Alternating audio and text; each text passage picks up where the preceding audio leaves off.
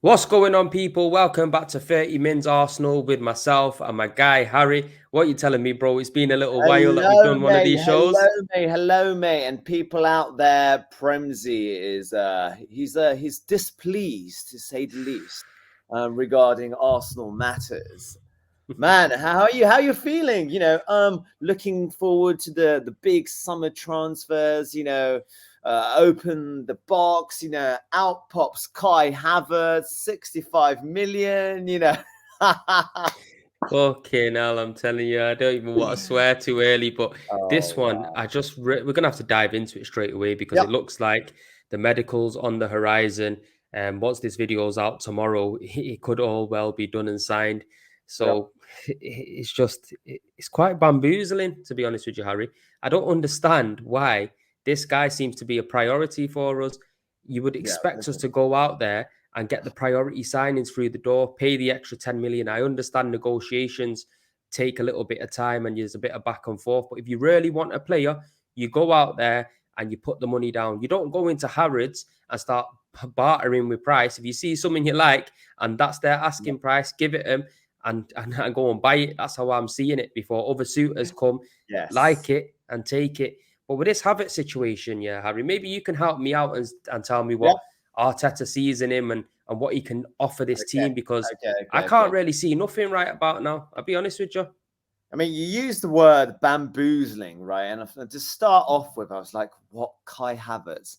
He's had a total mare with Chelsea in the last 2 seasons. Admittedly, yes, he's scored some important goals, but, his stats, his presence, there's just total lack of confidence regarding the player. Mm. However, and I've been watching some Bayer Leverkusen kind of footage from the past and seeing his stats from his Bayer Leverkusen days, and I'm a lot more positive. I've got to say, I'm trying to be positive, mate, because out in all, I was looking for that big number 9. I'm not talking about Harry Kane or fucking Lewandowski or anything of the sort. I just wanted a big fuck off number 9 who could do the business, and come on and change the play in, like, let's say the 75th or the 70th minute, right? I wanted a pure striker, and Kai Havertz isn't your classic, clinical striker up front. He's not a number 9. No, he's not a number 9. Hell no, he's no number 9, mate. He's a false 9, and he's probably going to be used more in Xhaka's position. But don't expect Kai Havertz to be Xhaka. He's going to bring something completely new. And to put it in a nutshell, mate, we've had so much banter regarding Ramsdale, Ben White, even Odegaard, who everybody thought was like a Real Madrid a reject. So I trust it. I do trust it. But it didn't need to be Kai Havertz number 1 to start off with, 65 mil though, Harry. Come on, are we taking the Oh, piss here? Like, I'll be honest with you. Look, I understand your optimism. I understand why yep. you potentially are going to trust Arteta, but this guy is not a magician. He does get things wrong. Look at Sambi Lokonga, Nuno Tavares, players like that. He's got wrong. He's misjudged. When he first came in, not giving Martinelli starts, and Yep. he does make mistakes. The thing is with me, the Havertz situation, yeah, people might go back to Leverkusen, but Leverkusen is in the Bundesliga. It's a total True. different True. outfit to the Premier League. Now, I'm not saying players can't come from abroad and do well in the Premier League because many have and many will. You get me? You have to give them that little bit of a test period. He's been here for 3 years. He's been under 3 different managers. Thomas Tuchel being one of them, who's a German international, for me, one of the best coaches in world football, and even Yep. he couldn't get the best out of him. 3 different systems. Graham Potter, very progressive manager. We've seen what he was like at Brighton. Yep. He liked to be on the front foot, liked to be attacking. This guy can't hit a barn door. Under Lampard, we know Lampard could be pragmatic. He didn't really Mm, look like he fit into that system mm, either. mm, mm. Position wise, he's played all over the joint. He's played on Yep. the wing, Been he's all over the played number place. 10, he's played in the striking position, and he hasn't delivered in no position whatsoever. So I can't see what he's going to do coming into this squad. Maybe they might keep him for squad depth and bringing him off the bench or whatnot, but can you really see this guy coming into this team and pulling up trees, because my honest opinion is no. I am not with this transfer one bit. You get me? Once he puts the red and white shirt on, I will get behind him and Yep. I'll support him. It's not his fault he's come to the club, but I am not supporting this transfer and I'm not supporting this move in the aspect of Edu and Arteta. I think it's an absolute joke. I think there's plenty of other people that could come in and do a job for us. For example, if they go to bring him in as a false nine, that's not what we need. We've already got two players like that in Jesus and Nketiah, and I can't see them selling Nketiah. I can't see them loaning him. Potentially, that's what might be on the cards, but I can't see it just yet. So it is very frustrating because we need a different profile. Somebody like a Mitrovic, somebody like a Ivan Toney, somebody like a Ollie Watkins, somebody strong, physical, bully. Give us a plan B in games as well. When it's not going for you, you could bring on one of these kind of strikers, get a couple of crosses delivered into the box, and we could get the red onto it. I don't see what Havertz is going to do. If he comes and steps into the Xhaka role, he is no box-to-box midfielder. That is not going to work for him. And I don't understand how many Arsenal fans, obviously, I'm not trying to point the finger at you here, Harry, but before this season, before this window opened, not one single fan wanted this guy in the team. There was no talks about him. He was a laughing stock, shy Havertz, you get me? But the moment he's linked with Arsenal, that's it. He becomes the best thing since sliced bread, and I really don't get it. You get me? This is why it's pissing me off so much.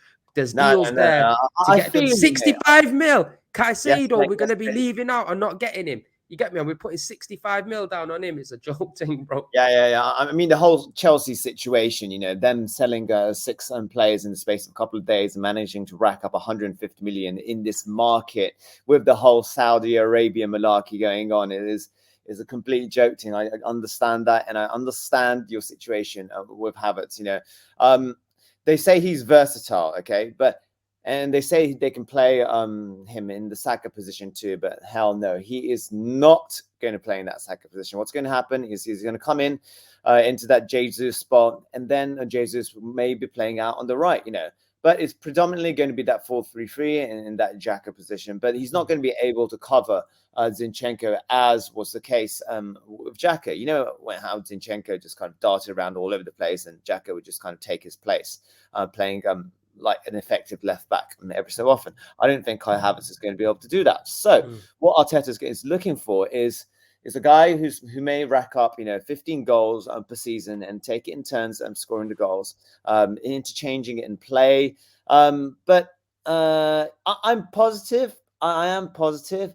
However, I cannot give you like a massive concrete answer on the blingness of Kai Havertz so that he's going to bring to this team. But see, when you touched on 15 goals, he's been here 3 seasons, 91 games in the Premier League, and in that whole time, I think he's probably scored 19 goals and a few assists in them 3 years. He hasn't scored more than 10 goals in a season. The best thing he's done is score a goal in the Champions League final. But even if you look at his performances, I think he's had 31 games in the Champions League, and he hasn't assisted any goals, and he's probably scored like 6 or 3 goals, something like that. Obviously, I haven't got any notes or anything down, but I remember going over it not so long ago. So I can't really see how this guy is going to be very effective to us. He's, like you said, he's not going to be dropping in and covering in defensively. If we put him out on the wing as a replacement for Saka when Saka needs a rest, he isn't going to come back and do he's not going to come back and do the defensive work. So why the fuck, in the nicest way possible, are we spending 65 million big ones on him? Makes no sense. It absolutely makes no sense. But it is what it is, isn't it? Like, I'm just going to be sitting here blowing my lid over this situation. Yes, and you don't know like how he's going to be able to play. He may get his confidence levels back up, and he may turn into a Giroud-esque player with deft touches, keeping the ball up. You do not know. He does look like a bit of a lanky bastard, I've got to say. People are trying to compare him to Robin van Persie, and get the fuck out of it. He is no Robin van Persie. I don't like RVP because of what he done to the club and how he moved. But the one thing about him, he was an absolute machine, quality finisher. He's just attacking abundance was just mad. Do you know what I mean? And he was efficient. This Havertz guy, he can't hit a barn door to save his life. And just because he's a little bit lanky, he's not physically strong. I've seen him loads in the Premier League, and he gets bullied as well. You get me? Yeah. He does have a decent interchange. You get me? Hold the ball up a little bit and play other players in. But for me, nowhere near good enough. There's plenty of options out there that are going to be better than him, because I think he's going to potentially come into the team to maybe swap with an Odegaard, or kind of fill an Odegaard's kind of role, because I think with Yeah, Emil and Smith Rowe, I what's can that see going to do for Arteta Emil playing him on the Smith wing. Rowe and also Vieira too? It doesn't look good for Vieira at all, does it? He needs a loan. He definitely needs Yeah. a loan, Vieira. 100%. What do you think on the Mm. Vieira situation? Would you loan him out, or would you let him stay and I earn his would keep? loan him out, man. Listen, how much did we spend on the guy? 35 million. 35 million it was, wasn't Yeah, it? 35 Something like mil. that, right? Yeah, he desperately needs a loan. He needs the confidence level up, And I wouldn't loan him out to any like Spanish or kind of like a German club. I would want him to go down into like the championship, and to kind of feel the brutality of British or English football, and then kind of build up on it, That's what I would want out of him. I'd try to loan him somewhere in the Premier League, just so we could get regular game time in the Premier League, one of the lower teams. So it's still physical, and he understands the Premier League game, because the Premier League is very different to the Championship. Championship's more hustle and bustle and stuff like that, where with the Premier League there is technical ability involved as well as strength. So I Yeah, would so want something him like to. Bournemouth, or one of those teams, or maybe one of those teams coming up from the Championship, maybe. Yeah, I suppose so. I think that'd Would be be an a good idea. shout. Yeah, But look, let's move on from this Havertz situation, and yeah. obviously it's. Oh, Yeah, the I don't man even is want to think about it pleased. no more. It's pissing me off, man. It's really badly pissing me off. But look, Yuri and Timber, Arsenal looks like personal terms have Now been that agreed with him. It's a good this I'm signing for me. excited about. There's a quality player that we want. Yes, I'm definitely up for that. I think Holding is going to be leaving us. We don't know quite to what extent Kivior is going to be playing, whether he's going to be playing left centre back or left. But this Timber guy, he's a thing. He plays centre back and also right back too. So with Tomiyasu and his injuries and Ben White just overplaying last season, that would be an excellent addition. Have you seen him play? Yeah, I can understand that. I'll be honest, I'm not going to sit here and lie and say I know absolutely everything about him, Yep. but I have watched him here and there. And when I have seen him play, he's been quality. Obviously, he burst on the scene in 2020 for Ajax, and he's been ever present since then. And so when I have watched him, he's been very efficient. I knew Manchester United were after him last season, so I did a bit of digging into him to see what he's like, because when other big teams are linked to players, I do like to see what kind of quality of player they're getting in. And from what I've seen of him, I think he's very good, robust. He's physically strong. He likes to make driving runs. However, I think Arsenal will be bringing him in to fill into the right back position rather than centre back. And then maybe that will give us the availability to push Ben White in centre back to partner Gabriel if anything happens to Saliba. Obviously, Right. Kiviar's there at left back, at centre back. Yep. Or it could be a situation where we play a three at the back, and maybe he could be that defensive sweeper in midfield that could drop back in to create a four and give that extra body in midfield. But I think we are definitely going to be changing the system up a little bit. And I think he would add something. He's 22 years of age. If it doesn't work out, we could sell him on and still recoup some money for him. You know what I mean? Yeah. It's one of them. Premsley, give me your honest opinion, right? So we have Kai Havertz in. Let's say Timber, okay? And then we hope to God that we get Rice over the line, okay? Caicedo's gone. And then we have that chap from Southampton, Lavia, right? Yeah. 4 players.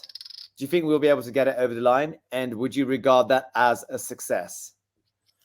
For me, I'd think it'd be an okay window. I wouldn't regard it as a success. And the reason I say that is because for me, priority, we have to find a different way of playing when the shit's against us.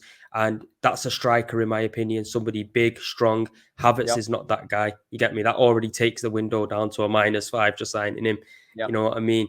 Obviously, he might come in and hit the roof. You get me? He might come in and be absolutely brilliant, but I just can't see it. And until that happens, my mind needs to get swayed and changed, because for me, it just seems like a pointless signing. Yeah, Declan Rice would be quality. I think that will give us some much needed youth and strength, and a player with hunger as well in the team, somebody who wants to do well, leadership skills. I think that'd be a very good signing. He's not the best technically, Declan Rice. You get me? He's not going to be one of them that's going to look easy on the eye, but he's very efficient and does his job well. So that's a good signing. Very disappointed in the Caicedo situation, because when we were going in for Caicedo inside January, there was big reports coming out saying that this isn't going to hinder the Declan Rice deal. We're looking to still get Declan Rice. So why now go for the cheaper option in Lavia? Even though Lavia is a decent player, he's young, Belgium international. He played against us when me and you was there watching the Southampton game, and he bossed the midfield, quality player.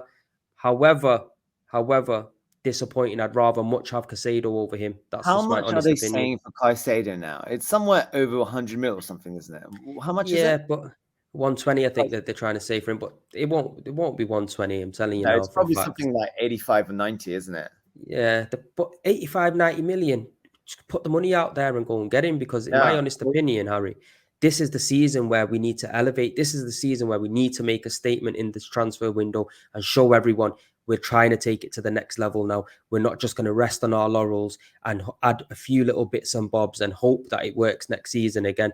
We need to be a real powerhouse in this window, and there's no reason why we can't. People are sitting here, Arsenal fans, pocket watching, thinking, oh, well, we can't spend this and we can't spend that. It's not your money. These guys are multi-billionaires. Kroenke is one of the richest sports owners in world football. This guy hasn't hardly spent a penny at the club. Yeah, maybe over Arteta's reign, he's put his hand in his pocket a little bit, but very rarely we've seen big players coming at Arsenal. We've seen Mesut Ozil coming in, 40 odd million, Aubameyang 60 odd million, Pepe 70 odd million. Other than that, 50 million is normally our budget. We don't really go over that. So make some change for one season, one summer. Just splash the cash, 350 mil, close to 400 mil. If Chelsea can do that in a January, I'm sure we could do something like that in the summer if we really want to push. That's how I see it, bro. Yes. And then the question about Thomas Partey. Reports coming out of Saudi Arabia that he's on his way. Listen, we need backup in that position. And to be brutally honest with you, and it's like, Kai Havertz, I would much rather Rice play in that Xhaka role and then have Partey playing in his usual role. I don't like this sense of Thomas Partey leaving. And it seems to become more realistic by the day. Do you not think? You know what, Harry? It's a funny one, because I don't know where I sit with it, because Yeah. I love Thomas Say, Partey. Yeah. I think he's been one of the most integral to players that we've had in our squad. yeah. You get me? Since he's signed from Atletico Madrid, when he's out of the team through injury, we feel it massively. Results go against us heavily. If you look at our win percentage with him in the team and with him out the team, there's a massive difference. So for me, I would have really kept him and look to move on to Jorginho. That's just my honest opinion, because I think Thomas Partey all round is better. If we have a rotation with Thomas Partey, for example, a Lavia or a Caicedo, that will help prevent his injury and injury problems and give him a little bit of leeway in the aspect of game time. He's not playing every single game, and we can manage his injury problems. But on the other hand, yeah, he's just turned 30 years old. He's got a few years left on his contract. If we want to do recoup some money for him, now's probably the time to sell him. Obviously, we know Saudi are interested in him, and big money could come from them. And obviously, I don't want to dive into it too deep, but obviously, there's been many rumors about charges surrounding him. Maybe the club knows something that we don't, and they're trying to wash their hands off him, and that could be a possibility. So with the Partey one, I think we do have to kind of trust the club in this aspect. If he goes, I don't think anyone's going to be giving him any stick or anything. I think everyone's going to be giving him well wishes. But it's just disappointing how it's kind of ended, because when he's come in, this was our Yaya Toure, and it hasn't quite happened for him. And people are fast to jump on his back towards the back end of the season and say, yeah, he's just dead, this, that, and the other. But if you would have asked most Arsenal fans at the start of the season and during middle of the season, would you have got rid of Partey? They would have said, Hell oh, you're no. mad. They were having discussions that he's better than Rodri and Casemiro at the time. So it's funny how Arsenal fans just, they change their decisions on a flip of a coin. It's mad, man. Yes. What do you think about the Partey situation? Well, listen, he was having an amazing. He looked like a magician. He looked like a complete utter beast until halfway through the season, and then he just kind of deteriorated towards the end. One thing about Partey is that when he's on form, he's unstoppable. He's absolutely impressive. However, he's not one of these team leaders, is he? He's a quiet guy. Yeah. And when the shit hits the fan with Arsenal, and it usually happens around March and April, that deterioration had to do with a lack of a complete leader. I mean, Odegaard's been an excellent captain. I do understand that, and hats off to him. But we need a bastard in this team, right? And we need a Get bastard. me in that team. I'm a bastard Yes, to mate. most people. Get me in there. And it could be like a Mitrovic, or it could be, back in the days we had Vieira. Man United had a Roy Keane, but we need a guy who can come up with the nasty cards and come up with the militia. Towards the end of the game, and maybe he's not that guy. I I would agree. want to stick with him for another year. I would. But at the end of the day, you never know what his price is going to be at the end of next. I'm hearing about 40 million euros. So that's what I'm kind of hearing. I think if people like Neves and players like that are going to the league for 55, 60 million, I think we need to start pushing for them kind of figures. And I think Saudi have got the Yes, money to do it. And it looks like they're giving Chelsea a get out of jail free card. These, man. I know, I'm mate. telling you, it's I know, pissing mate. me right off. It is. Really pissing me off. Chelsea were there, imploding, blowing themselves up, and they get this kind of like get out of jail free card for what, 150 million quid in the space of a couple of days with Ziyech, Mendy, Koulibaly, and even Aubameyang too. Yeah. Man, They've that's been just not right. they've already tied down Benzema, N'Golo Kante, like the Oh list goes on. They're after Neves, mate. Decore, Neves is in his bloody Ruben Neves. prime. I don't I know would have what loved he's him at our thinking. club. He would have fit Yes, that Shaka role exactly. perfectly. Oh yeah, okay. We do understand that his salary is going to go up by That's what he's thinking. 1,000% or something, but it's all about this, isn't it? Where's the bloody pride, man? Are you going to be able to play in the bloody Champions League in Saudi Arabia? I don't think so. But that's why I What, the respect him. eight? That's why I respect the likes of Lewandowski and even Heung-min Son, where he's come out and said they're not money motivated. They're not just going for the money to Saudi. They obviously they're looking to Yeah, stay at their respective clubs or whatnot. And even Messi didn't go. He went to the MLS. So yeah. yeah, he'll be on big bucks there, but it just shows where certain people's heads are at. And do you blame him? I'll be honest, if somebody's offering me nearly 25, 30 million a year, I'll be on the first plane over. I say, make sure it's first class and I'm there. You know what I'm saying? So Yes. Yeah. it's one of them situations. But look, I want to dive into the Tomiyasu situation because Okay. obviously you're going to know him better than most. You followed him throughout his whole career. Yep. Where does this leave Tomiyasu in the Arsenal team with Ajuri and Timber coming in? Okay, the latest reports about Tomiyasu is it looks as though he's going to make it to pre-season, which is massive. I expected they haven't released a concrete analysis of his injury, but I thought he'd be coming back maybe in October, even in worst case scenario in November, December. But he's going to be there for pre-season, and I'm so sure he's going to prove his worth. Even with Timber coming in, the great thing about Tomiyasu is his versatility. He can play right back, he can play left back, and his main position, to be brutally honest, is centre back, mate. So the squad rotation, and when they need a guy to completely shut the hell out of, it could be a Mo Salah, or it could be like a winger on the right or left. He will come into play 100% because this guy with his mentality, it's just that his injuries, he's just had this career full of all these like niggling injuries, especially coming into Arsenal. I trust him totally.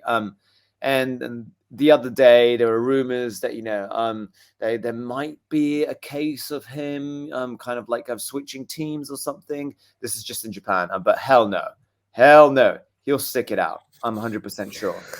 It's one of them situations. Like I was thinking with Tomiyasu, I have a feeling that there's been so many rumors in regards to Kieran Tierney potentially leaving the club. Yep. That Arteta has used him as a left back before when we have had left backs fitting Kieran Tierney and has preferred him in that option. Would he be Zinchenko's backup? And they probably won't go in and get another left back. And then you'd have maybe a Tomiyasu. Obviously, you can still utilize him in different positions if need be. But ideally, do you reckon Arteta's going to probably have a Zinchenko and a Tomiyasu, potentially sell Kieran Tierney, then centre backs, Kiviar, Gabriel. Then in the other centre back position, it could be Saliba and Ben White, and then Yuri and Timber on as a right back. And if we need to Tomiyasu to cover as a right back or a Ben White to cover as a right back, that can happen. Yes, we are definitely going to need him. You know how much pressure we had towards the end of not just the season, the end of a match. And he's brilliant coming on. Even in the 70th, 80th minute, and he's also excellent even starting the match too. Yeah, so I'm not too worried about the Tomiyasu situation. So no links from Japan. He's going to be getting sold or anything. No. Okay. There were bits and bobs of that kind of banter. But no, it should be good. It should be good. What about Balogun? We got obviously a few minutes left regarding the show. Balogun and Nketiah, it's going to be one or the other, and one has to go. And right now, there's no talk of Nketiah. Arsenal are keen to listen to offers, but that's all we've heard. Hasn't been any concrete kind of offers here and there. And judging by the market, Balogun's the one who's going to be a lot easier to sell off. So it could be a case that he may be on his way, which I would find very, very infuriating because I like the player. But it's one or the other. And they've got the same age. In my honest opinion, I'd get rid of Nketiah. I know it might sound harsh because he's come in and when he's been asked to do a job, he has done a job. And potentially, they were playing Trossard in the striking position instead of him in the back part of the season because of injury and so on.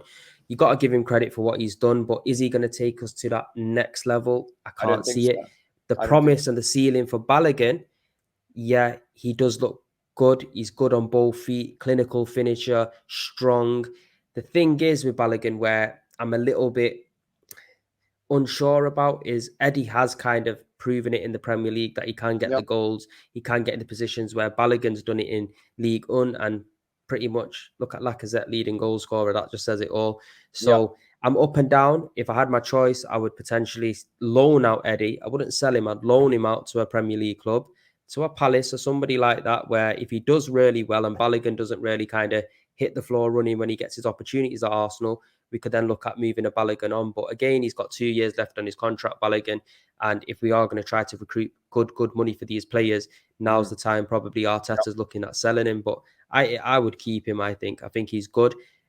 But again, he's not that physical, big plan B type player that we need as well. We've all got these like profiles, which are not the same, but rather of the same genre, right? If you see what I mean. Yeah, 100%. Oh, mate. Oh, God, I'm wishing to God that Arteta's got a hidden card up his sleeve regarding the number 9, man. It's probably not going to be the case. It looks like it's Havertz for me. I'm telling you, I have a feeling he's coming in to play that position or step into Jesus's role. And I like I said, I want to give the guy a chance because he's going to come into the Arsenal. But I am just not with this transfer one bit. For me, my honest opinion, he's absolutely shit.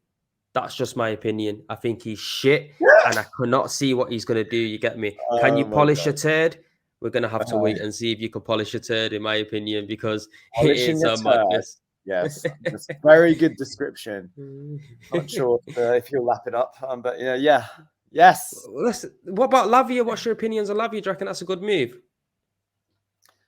Listen, we all know that we wanted Caicedo to bits, We all know that Caicedo, even playing in that right back position towards the end of the season with Brighton, we're like, oh my God, this guy is so good, It's Caicedo has been in my brain for the last, good couple of months. It's just a massive pity that he's going to be fucking off, probably to Chelsea. Yes, I do rate Lavia. And I rate him a lot more than I rate, let's say, other players in that position. Let's say Onana from Everton. We were linked to Onana slightly. I like Onana, to be honest with you. Yeah, I do. I like Onana too. There's more physical presence there, but there's a lack of technicality there, and I think Lavia is a lot better on the ball too, and is a lot more intelligent with the footballing brain in question. I'm in there for Lavia. He's young. He's quality, he's intelligent, and he's not a Lokonga, and we know that even if he's Belgian. So I'm looking forward to that if that does actually happen. But unfortunately, there are no reports of us making an offer for Lavia at all of yet. Yeah, I think we're gonna have to wait and see. I think this whole Havertz situation, giving them 65 million, even though it might be an add-on some here and there, but we're more or less funding their Casado deal. You get me? Like, it's just This is what the Arsenal it's a fan joke, base man. is saying. It's an absolute joke. But look, people, we have come to the end of the show. Please make sure you smash a like on this video. Subscribe if you're new. Go and check out Harry. His link will be in the description as well. And for all the Japanese followers and watchers out there, Yes, peace and love, man, as well, man. I appreciate you tuning in. I see on the video the audience that tune in, and we do get a lot of Japanese people tuning in. So big up yourselves, man, as well. Any words, Harry, before we go? Yes, just a couple of words to the Arsenal contingent. You know, we have to trust Arteta, and let us hope to fucking God Rice and at least 3 more players. I'm begging, and I'm begging for that number 9. I'm begging. Onegai shimasu, Arteta-san. Right, that's it for me. If he gets it wrong this season, Harry, I'm coming for him with a fucking rolling pin. I'm telling you now for a fact, mate. I'm not going to be happy. But everyone, peace and love, and we'll see you next week. Take care. All right.